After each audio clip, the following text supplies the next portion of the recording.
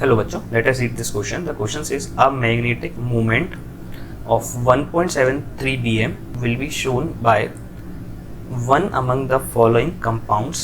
पहला ऑप्शन है हमारे पास में CuNH3 whole 4 and overall charge +2. Second है NiCN whole 4 and overall charge है -2. थर्ड है TiCl4 and फोर्थ है CuCl6 and overall charge -3. तो इस क्वेश्चन को सॉल्व करने के लिए जो की कॉन्सेप्ट हम लोग यूज़ करेंगे, हमारे पास में मैग्नेटिक मूवमेंट का जो फॉर्मूला होता है निकालने का, magnetic movement equal to √n into n+2, तो जो कि हमको दे रखा है 1.73 √3 के बराबर होता है। तो यहाँ से आपका ये कितना आ जाएगा, n इंटू n+2, तो 3 इक्वल टू n² + 2n। तो यहाँ से जब हम लोग सॉल्व करेंगे तो n² + 2n - 3, इस क्वाड्रेटिक को जब हम लोग सॉल्व करेंगे तो यहाँ से हमारा n आता है 1। ठीक है, तो हमारा n आ गया 1, मतलब एक अनपेयर्ड इलेक्ट्रॉन इनमें से कौन से वाले कॉम्प्लेक्स में, ये हमको फाइंड आउट करना है। तो हमारे पास में पहला कॉम्प्लेक्स है CuNH3 whole 4 एंड +2 चार्ज है। ठीक है, तो अगर हम लोग देखें कॉपर +2 ऑक्सीडेशन स्टेट, मतलब आपका D9 configuration, normally 4s1 3d10 होता है D9 कन्फिग्रेशन। तो D9 कन्फिग्रेशन करने का तो हमारे पास में एक ही तरीका है। D9 कन्फिग्रेशन तो हम लोग एक ही तरीके से कर सकते हैं, चाहे आपका वीक लिगेंड हो चाहे स्ट्रॉन्ग लिगेंड हो। 1 2 3 4 5 6 7 8 और 9, यही एक तरीका है और कोई तरीका नहीं हमें D9 कन्फिग्रेशन करने का।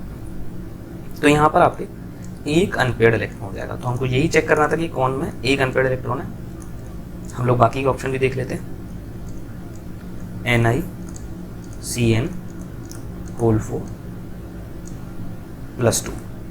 ठीक है, तो यहाँ पर हम देखेंगे तो यहाँ पर Ni की ऑक्सीडेशन स्टेट है +2, Ni +2 मतलब D8, और D8 की जगह आप कन्फिग्रेशन करोगे तो किस तरीके से होगी। D8 में भी आप सिंपली एक ही तरीके से कन्फिग्रेशन कर सकते हैं। ठीक है, जैसे ऐसे।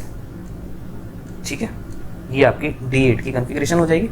यहाँ पर अब आपको एक चीज़ देखना है कि यहाँ पर जो आपका लिगेंड है वो स्ट्रॉन्ग लिगेंड है।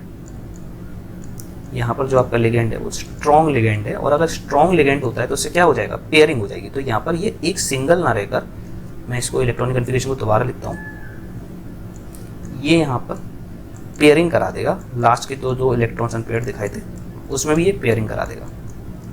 तो ये इस तरीके से हो जाएगा, क्योंकि यहाँ पर स्ट्रॉन्ग लिगेंड है, मतलब Δ0 > P है, मतलब आपकी पेयरिंग एनर्जी काफ़ी कम हो जाएगी, तो ईजिली आप इलेक्ट्रॉन पेयर कर दोगे।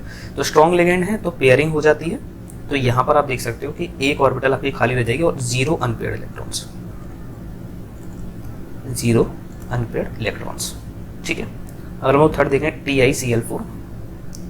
TiCl4, ये हमारा थर्ड कॉम्प्लेक्स है।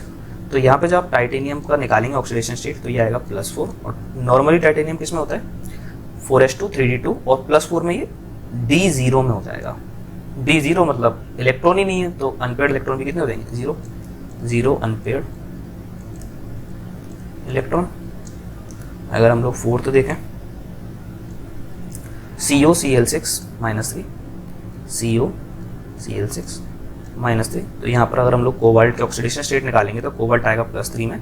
कोबाल्ट +3 में मतलब आपका नॉर्मली होता है 4s2 3d7, +3 में आपका D6।